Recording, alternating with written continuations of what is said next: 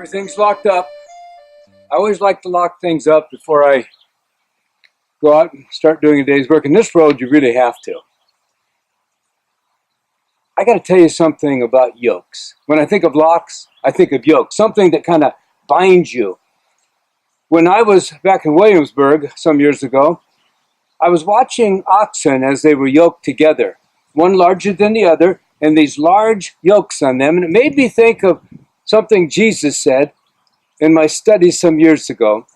He said, "My yoke is easy, my burden is light. Take my yoke upon you and learn of me," he said, "and you will find rest for your souls."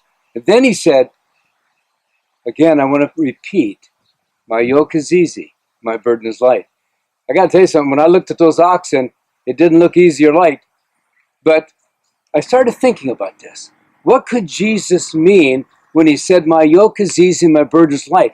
In the Old Testament, people had a yoke of bondage, and it caught them, captivated them. It bound them up. And so when I think of what Jesus is saying, I have to go back and look at two things. One, Jesus was a carpenter, and before his public ministry, he made all kinds of farm implements and family furniture, whatever he made. There's no question that he would have made a yoke for an ox. And to make a yoke for an ox, you have to custom make it for that particular oxen.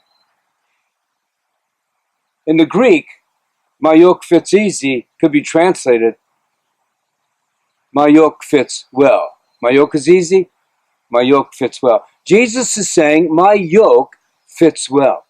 That means he's custom making the yoke for each of us. He doesn't make mine for somebody else to wear. He doesn't make somebody else's for me to wear. We can only wear the yoke that Jesus has assigned to us. Sometimes we look around and we say, well, I would really like to have that person's job, or I'd like to be in that person's position. Jesus made a yoke to fit you and me, specifically custom made. When they made the yoke for the oxen, they made it so that it wouldn't rub or chafe the ox. And we shouldn't be chafing under Jesus's calling. We shouldn't be chafing under what he's called us to do in life. And if we are, we need to examine whether or not we have the right yoke on. Jesus said, my yoke fits well. And if we're wearing the yoke that Jesus called us to wear, we're going to reach a place of contentment in life. We're not going to be totally disrupted. So as I go about my business, and I remember those oxen back there in Williamsburg, I'm thinking of myself, because oxens always go in teams. And Jesus is the lead oxen in this sense. And he's saying, I'm pulling with you. I'm going with you. We need to wear the right yoke. May you be yoked to Jesus and rejoice in everything that God is doing in your life. God bless you.